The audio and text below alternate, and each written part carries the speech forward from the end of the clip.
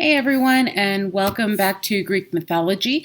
Today we're looking at the Oedipal cycle in a little more depth. We're going to start with Oedipus Rex and a rundown of that, which we've kind of already had, but we're going to look at it again. We'll look at Oedipus and Colonus, and then we're going to look at Antigone.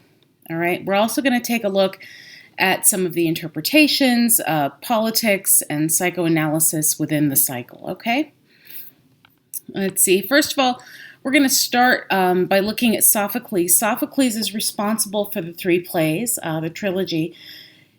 He's basing it on an older myth. So the Oedipus myth goes well back before Sophocles, but he's using it and he's kind of riffing on it, right? So he's taking this old story and expanding it, and you could call it fan fiction in a way, I guess.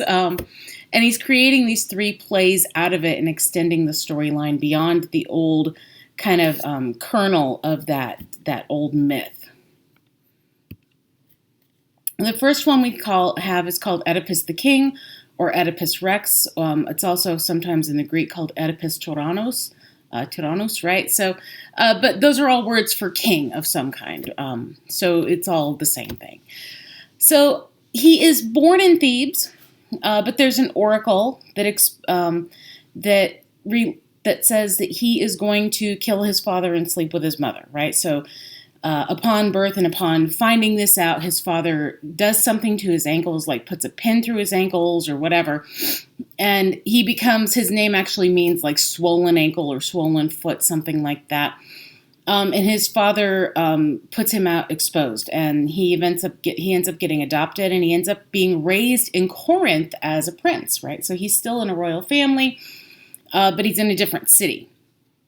But he grows up thinking that his parents in Corinth are his mother and father. He gets wind of the prophecy.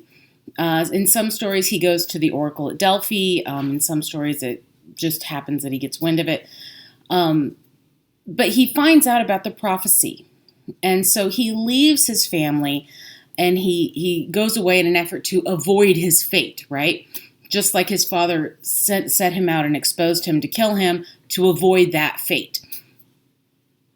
On the road, of course, he meets his father and the two of them get into an altercation because neither one wants to let the other pass on the road. You move aside, no, you move aside, no, you move aside, how dare you, how dare you. And he ends up killing this man on the road that he doesn't know, which is actually his father. He kills his father.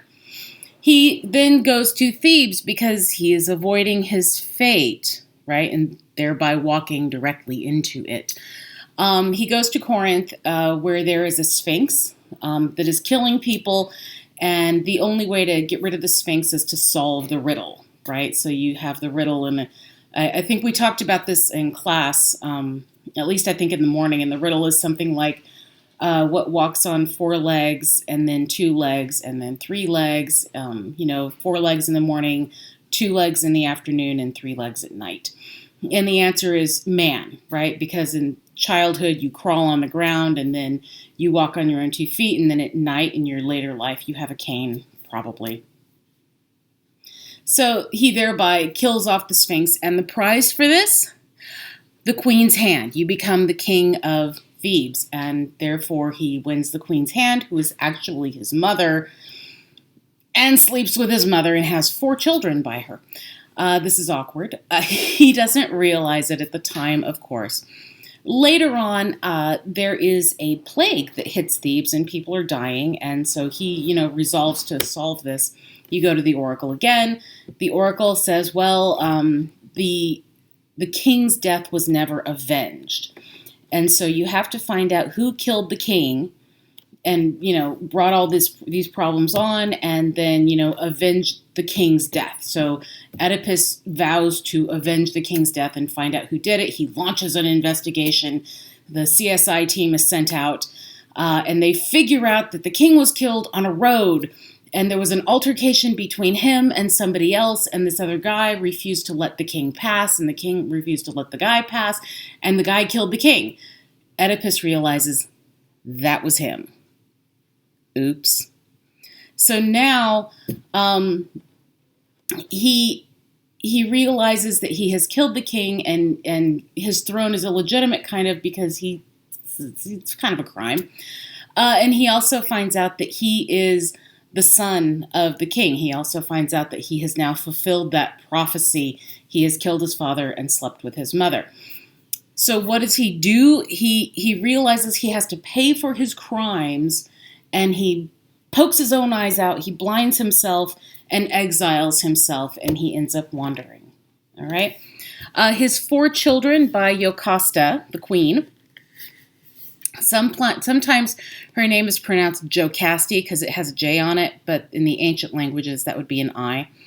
So you might hear Jocasti, or as I usually say Jocasta because I'm thinking about Latin and Greek. But he has 4 kids by Jocasta. Antigone, Ismene are his 2 daughters. Polynices and Eteocles are his 2 sons. Okay, and this is these 4 characters are gonna play a role in Oedipus at Colonus, which is coming up. So Oedipus at Colonus is actually the 3rd play written by Sophocles, but chronologically within the storyline, it actually comes second. So I don't know. It's kind of like Star Wars that starts with number 4, right? You get 4, 5, 6. And then later on, you get 1, 2, 3, and then 7, 8, 9. It's kind of the same thing. So he wrote 1 and 3 and then filled in 2 later on. But chronologically, we have to hit Oedipus at Colonus next, okay? So this is written in the context of a war between Sparta and Athens. So when we look at the 2 brothers, they're kind of symbolic of Sparta and Athens. They end up going to war with each other, and no one can win this war, right? It's only going to end in tears, which is exactly what happens. 20 years he spends in exile. Whoops, my phone keeps going off. Let me silence that. He spends 20 years in self-imposed exile, blind and a pauper. He is attended mostly by his daughter Antigone. She is kind of the caregiver. And he is wandering through, and he wanders through Corinth, and they kick him out. Creon is the king at the time. He wanders all around, and he ends up at Colonus, which is a suburb of Athens. He is blind, like I said. He befriends the king. Theseus is the king at the time, who says that he will protect him. And, of course, there's another prophecy, shocking, that says, whatever city gives him sanctuary will get special protection, and places that drove him away will be cursed. Okay, so once this prophecy becomes known, that changes things a little bit. In the play, Ismene, shortly after the revelation of the prophecy, Ismene shows up with news that from Thebes, his original home, remember that he used to be king there, his son Polynices took over when he left. But Polynices was betrayed and driven from his throne by his brother Eteocles. And so now Polynices is wandering around trying to get an army together to get his throne back from his brother. News, of course, gets to Corinth about the prophecy where Creon is, and that's his brother-in-law / uncle, because, there was that incest thing. So Creon is in charge there. And although Corinth and Creon refused him earlier, Creon goes to Colonus and says, wow, we were so hasty to drive you out. Why don't you come back to Corinth and we'll settle it and you can hang out there and it'll be great. But of course he's only doing this because of the prophecy. Duh. Creon notes on his way out that he has already taken his second daughter Ismene captive, right? And then he takes Antigone as hostages to try to get Oedipus to go to Corinth with him, right? This is the way you do this, right? You take the daughters and you take them away. Creon arrives with soldiers, and of course the stage is now set for conflict because Theseus, the king of Athens, of which Colonus is part of Athens, has already said, you have sanctuary here. So Creon is forced to give Ismene and Antigone back because he's not allowed to leave Athens without giving them back because Theseus is having none of this. Then Polynices shows up in Athens. And of course, this is Oedipus' son. And he was the one that was kicked off of his throne. And he relates his story and talks about being exiled from Thebes by his own brother, Eteocles. And he wants to go back to Thebes. But his father, Oedipus, tells him, you can't do this.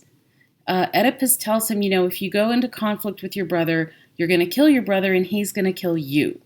So you're going to die by your brother's hand and this is not going to end well. You cannot go back there with an army and fight this out. This cannot be settled in war. Okay. Theoretically okay. Not really okay. At this point, there is a clap of thunder, and this is kind of Zeus's signal to him that it's time for him to die. He goes away. Antigone, Ismene, and Theseus go away with him to a special location. But even at this, they get to a certain point and he does not allow his daughters to go any further. He wants Theseus to go with him alone. So he dies in a place, he takes his last breath with Theseus in a secret place, and not even Antigone and Ismene are allowed to go and bury the body, right? Or to mourn the body and stuff, right? So right here, Antigone is denied her chance to do proper familial piety because Oedipus declared, I don't want you to go and, bury me and mourn me. Theseus can take care of it. Let it go. One of the things that happens while he's, before he dies, is he realizes that he was as much a victim as he was a perpetrator. And all of the self-imposed punishment was really beyond his crime. Blinding himself, wandering for so many years in poverty exceeded the crime. And so when he dies, he does get this kind of return to dignity. He realizes he has more than paid for his crime, and so he is allowed to in his own mind, he is allowed to kind of return to his dignified self, which itself is a resolution for him. Antigone decides to go back to Thebes to try to stop the war. She realizes this war is not going to end well, but it doesn't work. And Polynices sends her out and sends her away and says, just get out of here. I don't have any time for this. The brothers, Polynices, the deposed son, and Eteocles, the usurper, meet in battle, and they do, in fact, end up killing each other. So the two brothers die. The Argos, including Athens, fighting Thebes, in conflict, they die. It's not happy. It's not good. And Corinth is also involved. And now we get to Antigone. Her brothers are dead, both of them. They kill each other in the war. They kind of end up in close combat in no man's land, the only ones on the battlefield. One of them stumbles and, leaves himself open and a spear goes flying. The other one stumbles, not having been killed the first one.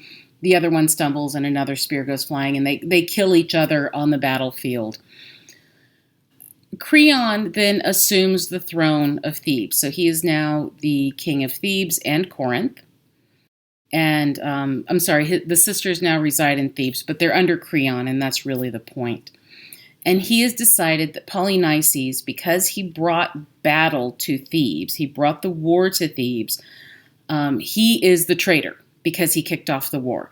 Even though he was, kicked off his throne, even though, right, there's all kinds of reasons that he did this that seem quite justifiable.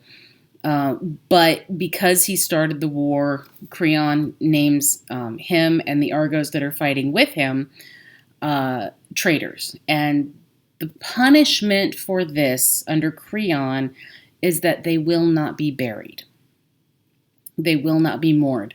And I want you to really think about and remember how important proper burial is and how important proper mourning rituals are. You have to go through the rituals in order to allow the dead to rest, right?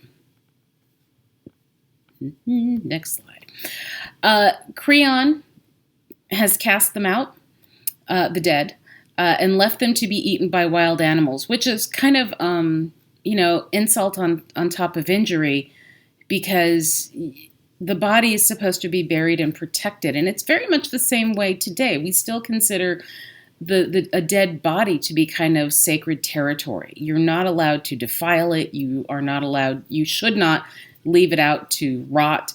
And whenever something happens where, people are left dead and unattended, we're kind of horrified by that.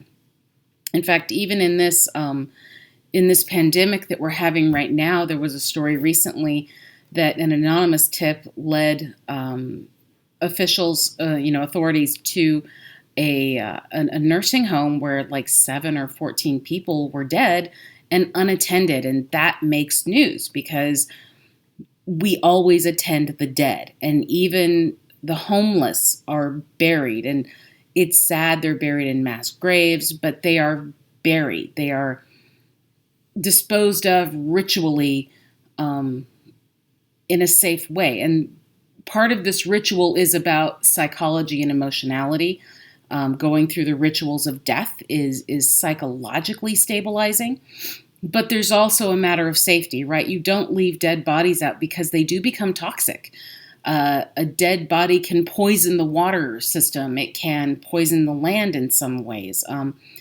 Dead bodies are dirty, right? There's decay there. And so you want to protect yourself and your city from that decay. So there's lots of elements to this, right? So he is allowing the dead bodies of the Argos, being led by Polynices, to be, left outside the city to rot and be eaten by wild animals. And this includes Polynices, who is Creon's nephew, right? He is going unburied and unmourned, and that is not okay. So a big deal in the ancient world, still a big deal now. And if you're not given proper burial and a proper send-off, you may end up as a ghost wandering around in an incredibly unhappy state. And of course, piety, traditional piety, social piety dictates you have to bury the dead and mourn them. And no doubt Antigone is genuinely sad that her brothers are both dead. Her father is dead, her mother is dead, her brothers are now dead. The only thing she has left is Ismene, right, her sister. So Antigone is kind of the pious one, and she tells her sister about a plan to go out and at least ritually bury her brother, despite the king's edict. Now, Ismene is really shocked by this, and she warns Antigone against the action. And later on, I want to talk a little bit about Ismene's position in this, because now you've got set up Antigone against Creon, and the two of them are going to kind of meet in their own battle, so to speak, right, in a little bit.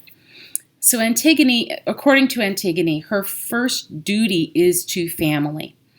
And this is witnessed by her attention to her dad / half-brother, right?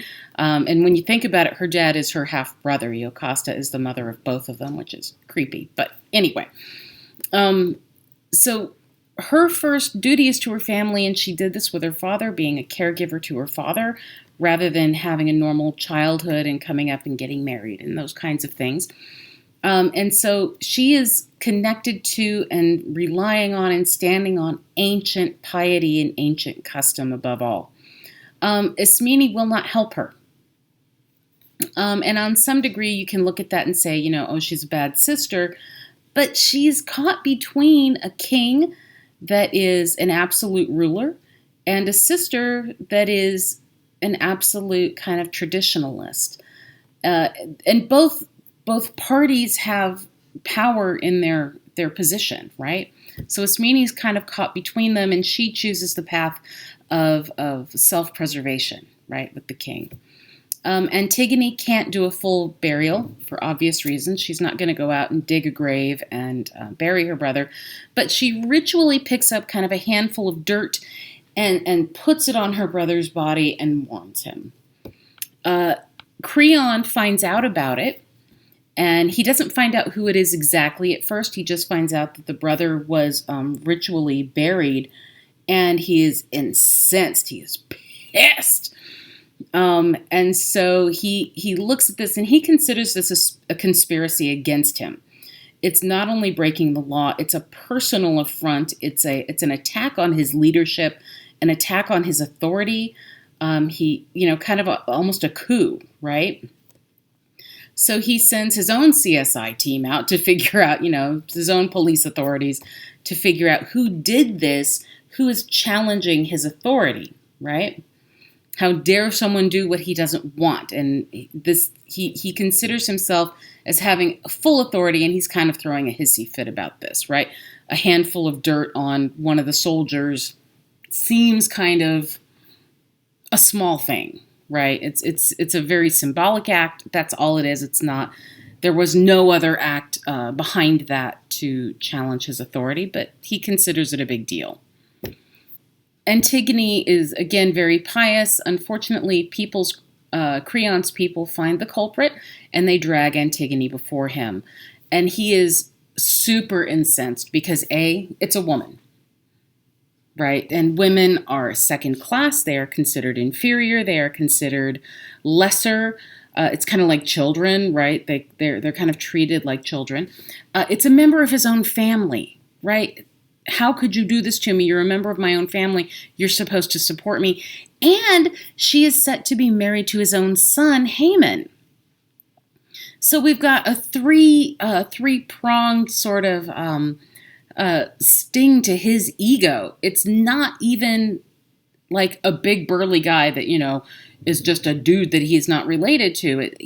Antigone is fully integrated into his family, and a woman is defying his authority. How can he be brought down by a woman? How dare she, right?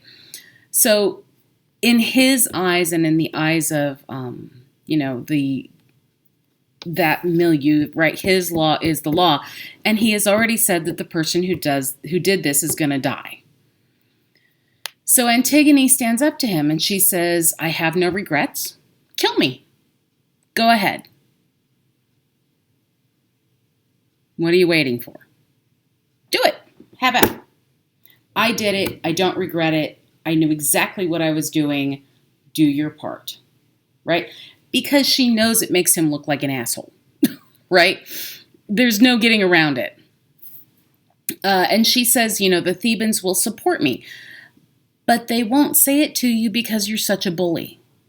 You're such an a-hole. You're so authoritarian. People are afraid of you. It's not respect, it's fear. And that's the only reason they won't speak up. But really, the Thebans are behind me.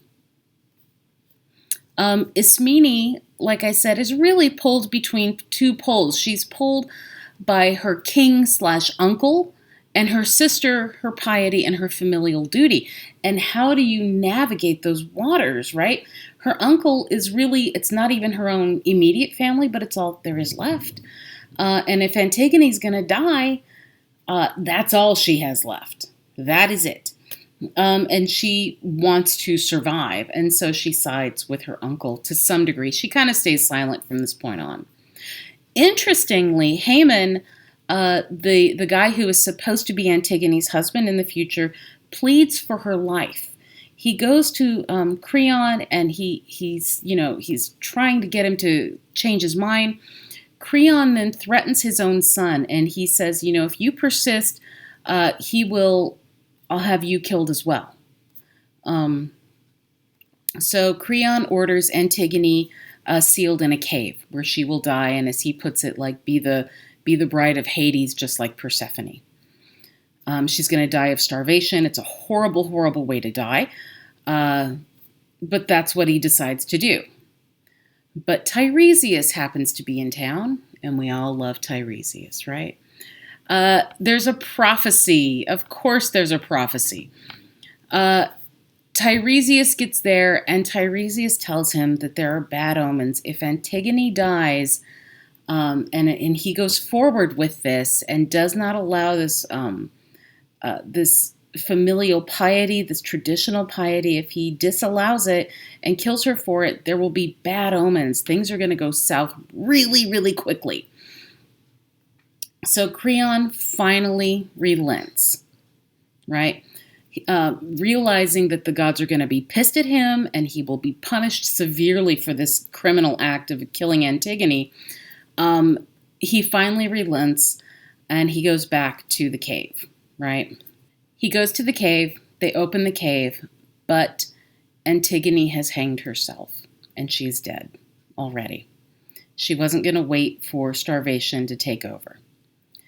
Haman, her future husband, is very pissed off. He takes his sword, he lunges at his dad, he misses, and then he takes his sword and he kills himself. He plunges his sword into his own chest. Creon has now lost his niece / future daughter-in-law, his son. He goes back to the palace, he tells his wife. His wife then kills herself because her only son, her only child, has killed himself over this, and so she kills herself. So now Creon is alone. And interestingly, at the end of the play, he's almost kind of delusional, right? And he takes no responsibility. He has this absolute authority. He gets to dictate what everybody does and the punishments and everything, but then he takes zero responsibility for himself or his actions. So he takes no responsibility for it, and he says something to the effect that, fate has dealt him a horrible blow. So it's all fate's fault. All right. Now, Antigone is incredibly political. Remember, during this time, we have Athens at a crossroads with Sparta, and they have also been at war with Persia for a long time. And the culture is at a crossroads between authority of politicians and authority of tradition and family piety. There's also questions of young versus old, civic duty versus familial duty, power and nationalism versus righteousness, right? And these are all conflicts that we're still dealing with today. So Antigone is absolutely 100% still relevant today as a political, as a play about politics and tradition and all those things. So Creon saw himself as the law. He sees his desires and his interpretation of right and wrong and as his order. And for him, his order is order. This is the law. My interpretation of righteousness is the law. What I say is the law. He has absolute authority. Any violation of his authority is worthy of death, no matter how small the slight or who has perpetrated it or why they perpetrated it, right? So Antigone is violating this sort of absolutism. And in a way, this is very much like a 5-year-old's view of right and wrong. And for example, if you ask a 5-year-old, is theft wrong? They say, yes, theft is wrong. And you say, well, what if the person steals bread because they're hungry? And, a young child is going to say, no, theft is against the rules, and so theft is wrong. And as you grow older, you realize that the world is a lot more complex than that. And ideas of right and wrong are not absolute. The world does not function in black and white, and the human psyche is not black and white either. Now, the other side of this, and I don't want to give just one side. I want to make sure you realize, kind of see some of the complexity and depth in here, right? Antigone is not advocating for something new. She's fighting for tradition, even if the king's power is supposed to be absolute. And there may even be a narrative that says this is long tradition, the king's power. People do not assert power as a new thing, even if it is new. They will create or find narratives, mythological narratives, to support their power. Okay? So there you go. So her fight is a revolutionary one, right? She's fighting for something older. She's actually quite conservative in this. But the fact that this argument is in a woman's voice does make it revolutionary, right? Because even though what she's doing is a much older tradition, as a woman doing it, that is unseen and unheard before. So again, a new action, but in the narrative she is claiming it is actually an older tradition, but it's not quite like that. Creon is fighting for a law that's clear and absolute, right? However, like I said, we're going to look at it from a couple of points. Antigone is a fanatic, and she's railing against a perceived injustice, right? But in the, as the battle plays out and Polynices loses, the losing party is the traitor. Doesn't matter. Righteousness doesn't matter, right? The losing party is the traitor. The victors get to write the story, right? And so she is railing against a perceived injustice, and it may or may not be a true injustice, depending on your perspective. Some people say she's more suicidal than willing to just die for a cause. She does it, and then she stands up and says, okay, here, chop my head off. I'm not even going to argue with you, right? Rather than trying to arrange for a way for Creon to save face, rather than trying to argue for a compromising position, she goes straight at it and does not want to compromise. Therefore, she doesn't allow Creon to compromise, okay? She openly confronts him and disobeys the king's orders, insisting on immediate justice as she sees it, with no room for compromise. What she considers natural, right? The burial of a family member, no matter what, Creon and possibly the rest of society, because we never get to hear from the Thebans, want a law that applies to everyone equally, right? So in the same way that we want justice and the law to apply equally, Creon and the Thebans want the law to apply equally. Now, whether that would actually happen, in fact, in other circumstances is a different question, right? Like I said, we don't know what the people think, but likely, just like today, they would be split on the issue. The chances of the Thebans having one opinion as a huge group is very, very slim, right? So we don't know what their debate is. We don't know what their ideas are. We have here two people who are unwilling to listen to each other. They are both unwilling to compromise, and that is going to lead to disaster. Just like the brothers, they're not willing to talk to each other and work through compromise. It's I have the throne or I have the throne and we both want the throne. There's no middle ground. Likewise here, Creon is one power, Antigone is another power, and there is no room for discussion, there's no room for listening, and there's no room for debate or compromise. So that is going to lead to death and disaster. They are completely split on either side of a chasm, and there's no way to end this except to go down, to jump to your death, right? So the question becomes really between Antigone and Creon, who is more fanatical? Who is in the right? And I think this play, again, like I said, is absolutely still relevant. And if you want to read the full play, I would highly recommend it. So what side you're on is up to you. I find myself slightly more on Antigone's side, possibly because I have my own biases based in modern politics. But I have to say that Antigone does not have the absolute right here. Creon is not absolutely right, and neither is Antigone. And it's a much more complex and nuanced debate that needs to be had within this play. All right. Per a request of a student who actually talks to me, They wanted to really get into the Oedipal complex. So this comes from the first part of the story, right? The Oedipus story. And Sigmund Freud came up with the Oedipal complex, and he initially starts to introduce it in 1899 in the interpretation of dreams. This is where we first start to see the seeds of the Oedipal complex coming up. And he is working with the relationship primarily between son and mother, and then it gets kind of triangulated with the father. So I want you to think about a couple of things before we really get started here. First of all, Freud is a product of his time and his own place. Okay? So we have to grant him some of his biases. Before we just call him a nut job or whatever, we have to say, okay, this doesn't really necessarily work, but I understand where you came up with this, why you came up with it.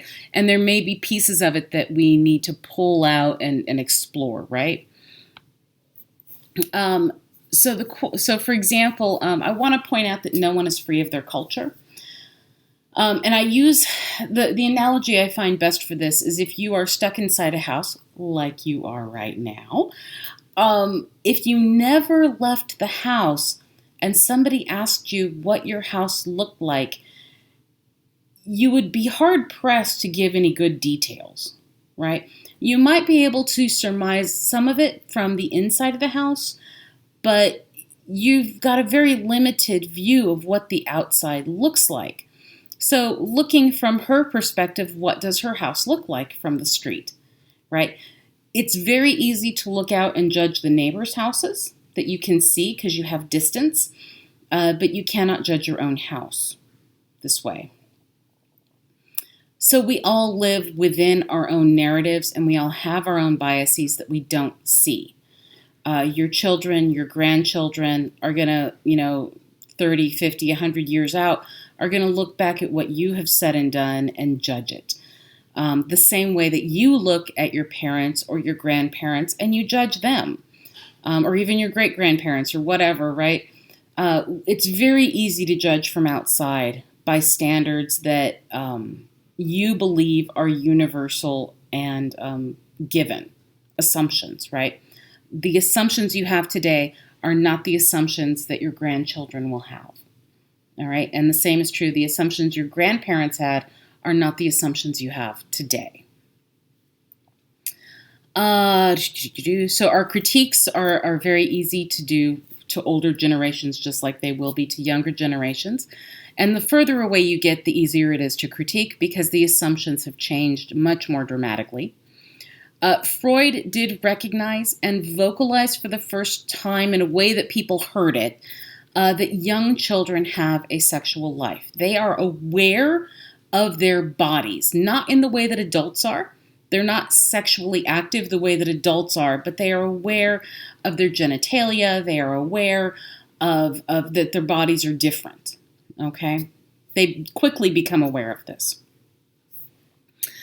In the Victorian period, which is Freud's context, children were very much considered asexual and completely unaware of their biology. And so it was actually customary for little boys to be dressed the same as little girls up until they were like prepubescent, up until they were like 8, 9, 10, even possibly even older. So if you look at Victorian pictures of little children, little children, they're all dressed like little girls because the female was kind of the asexual default, and then the male was the exceptional gender, right? So the Victorian period is Freud's context. And so he's the first to point out that little boys and little girls do have sexuality. They do have gender, and they are aware of that gender. So we want to, again, put that within that context. Freud is not so much concerned with the details of Sophocles' story, his play. He's, like I said, he's concerned with that original core nugget. Okay? The next thing we want to note is the basic structure of the Freudian psyche. What you have at its base on an unconscious level is the id. All right, and the id is the part of you that does what it wants, thinks what it wants, has thoughts that we don't share with society. Your superego is kind of he considered it the preconscious level. It's that voice in your head that's hypercritical. It might be the voice in your head that doesn't allow you to do anything, that makes you feel guilty for doing things, for thinking things, for wanting things, right? And then the ego is trying to mediate between these two things, okay? The ego is the conscious self that is trying to do the right thing and still be happy, right? So if you're on an elevator and you're hungry and you haven't had lunch and your blood sugar's a little low and someone gets on the elevator holding a cupcake and you want that cupcake and you're like, wow, that cupcake looks really good. And your id is thinking, take the cupcake and shove it in your mouth. Your superego is saying, stop staring at the cupcake. It's not your cupcake, and you don't have no rights to the cupcake. Stop thinking about the cupcake and just move on with your life. And your ego is the one looking at the cupcake going, I really want that cupcake. I'm going to buy a cupcake when I get off work or when I get to wherever I'm going, right? I'm going to go to Starbucks later and buy a cupcake or a cake pop or whatever. So the ego is the one navigating between the two, right? So Freud looked at the Oedipal complex and decided that this was indicative of a common experience. It's not really, but it does give rise to other theories that come up later on that are very important. He considered this a common normal experience. He considered it potentially a positive experience. It was also potentially a negative experience, but it was part of the psychosexual development of a child. So a child having unconscious sexual desire for a parent of the opposite gender, because again, you have to remember in Freud's time, heterosexuality was the normative and homosexuality was deviant behavior, right? And it was considered a sexual, not a psychological flaw or a moral flaw. That's his context. Is that true? No. But that is his context, and we need to keep that in mind, okay? So desire for the opposite gender parents, and this is primarily for boys. He is primarily talking about young boys. So we're looking at sexual desire of a son for the mother, which leads to competition between the child and the parent, meaning the father, okay? Typically, the idea is expressed about men, like I said. He did try to apply it to women, but it doesn't work in the same way. And Freud, Jung, and others, although I love Jung, they were all woefully ill-informed and unaware and didn't understand the female psyche and didn't really spend a whole lot of time trying to figure it out.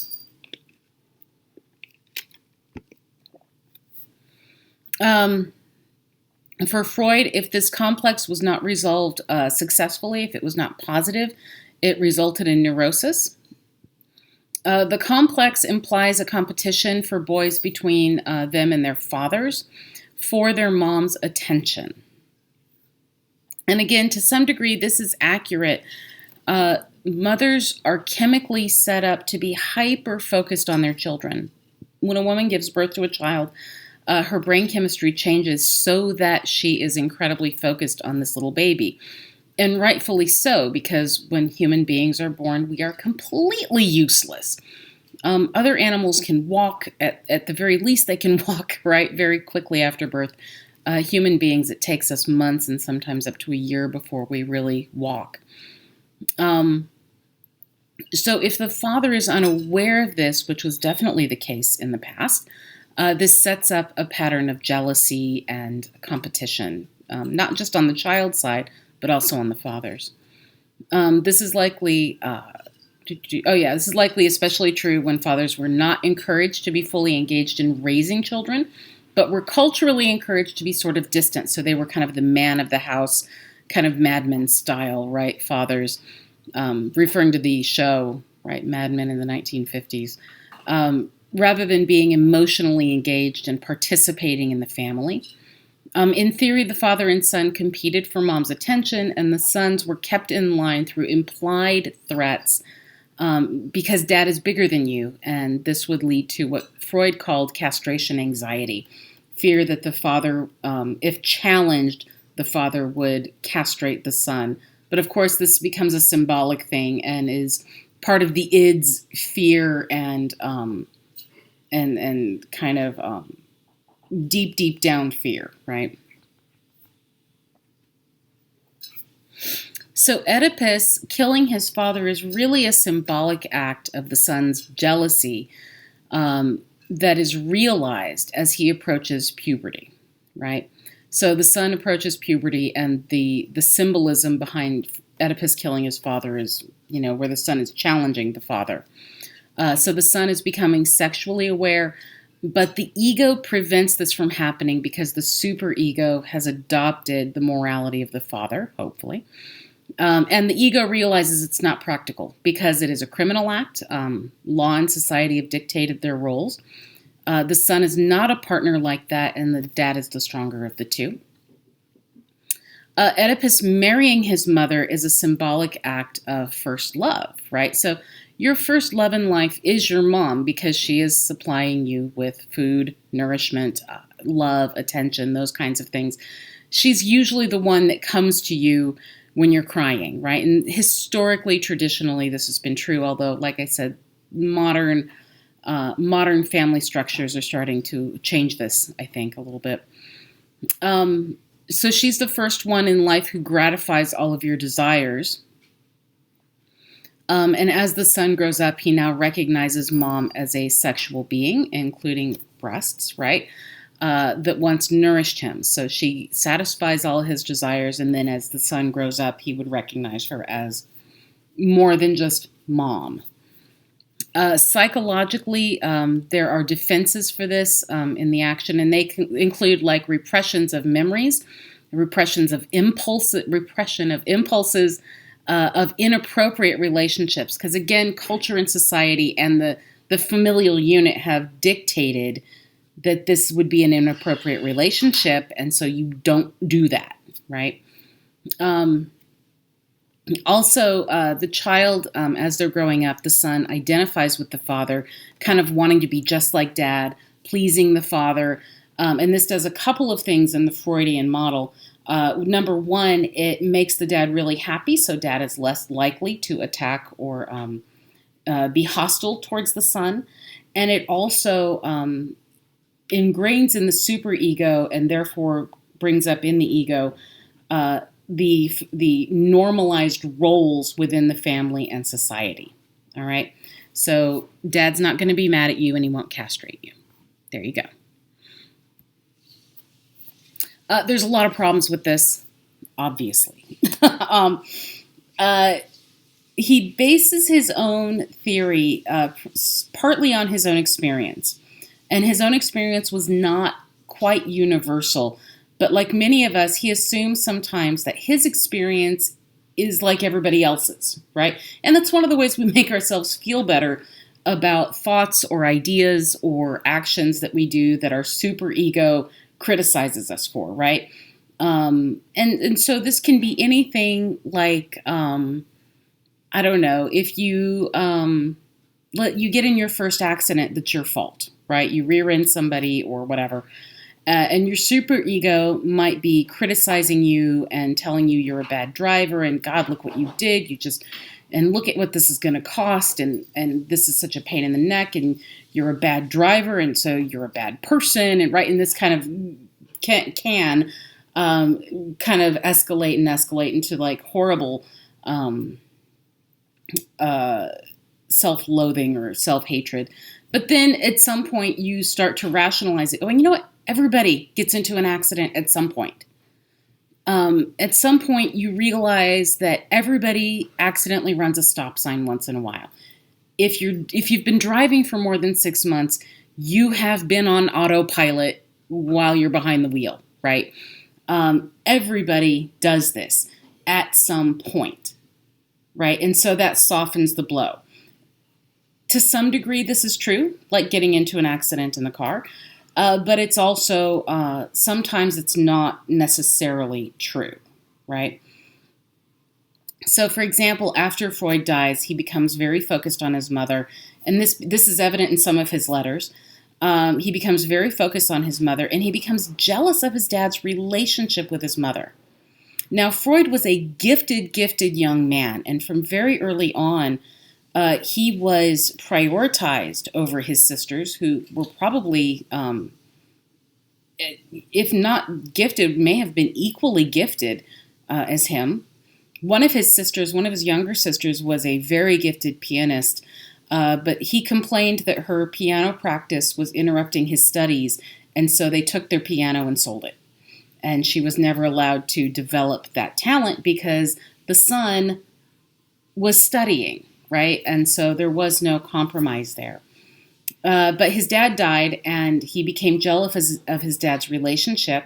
And when you've got a parent missing, and this is actually quite common, if you look at children of divorced parents, if you look at children of widows, the child or an absent parent in any way, right? A parent can be absent even if they're physically present.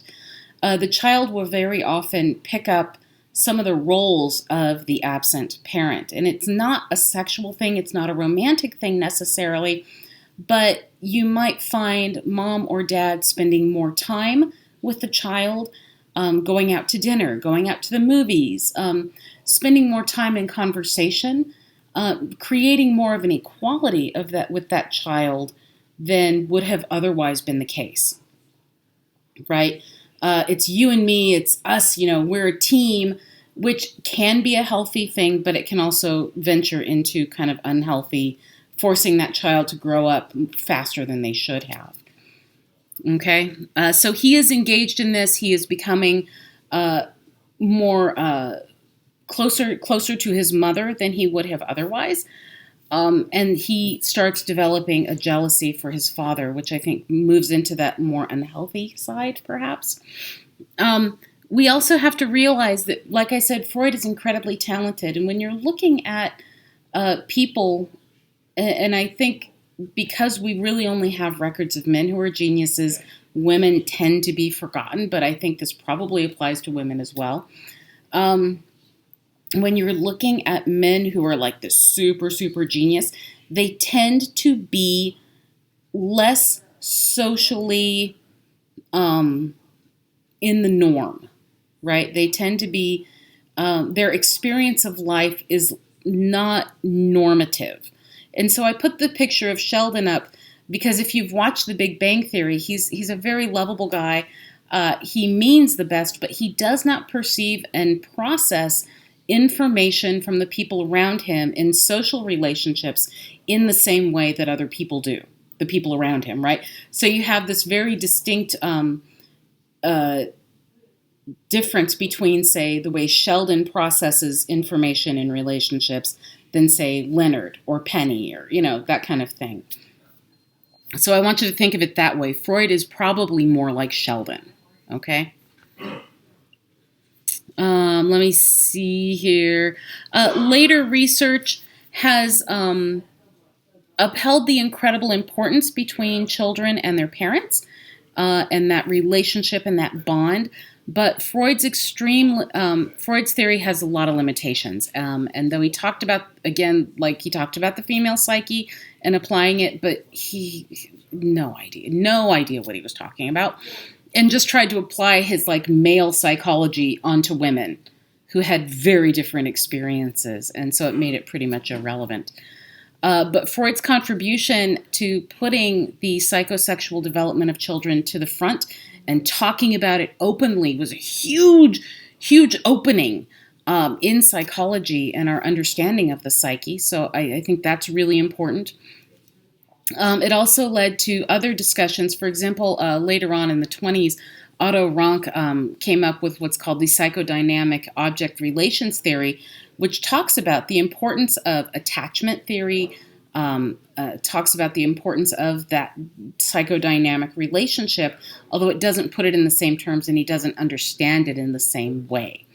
So Freud may have been wrong in most of his assumptions and the way he interpreted it, but he cracked open the importance of that relationship, and he cracked open a lot of the ways that that relationship can go wrong, and gave us the beginnings of the language to talk about it and think about it. And today we're still going back to Greek mythology in the West, going back to Greek mythology because that's our foundation. That's our foundation for our own narratives, our own stories, and we're still going back to it to understand ourselves. And again, like I've talked about, the Odyssey is an incredible example of that. All right. So with that, this is the end of the lecture for this week. Like I said, I'm only getting one out this week. I apologize for that, but I've had so much grading to do that I can't get it all done, the grading and the lectures. So please have a lovely day. Have a lovely weekend. Please take care of yourself. Take care of your families. Take care of yourself emotionally as well. Please give yourself some time to be sad or to be angry or frustrated, and don't berate yourself. Don't let your super-ego get too critical of you. Tell your super-ego to shut the hell up. If you find yourself being overly critical and in a state of feeling kind of worthless or whatever, I think we're all going through that to some degree, and trying to find our way through this. So allow yourself to go through it. Be as productive as you can, but don't be overly critical of yourself if you're struggling more than usual. All right. I will see you later. I will talk to you soon. Have a good day, guys. Bye.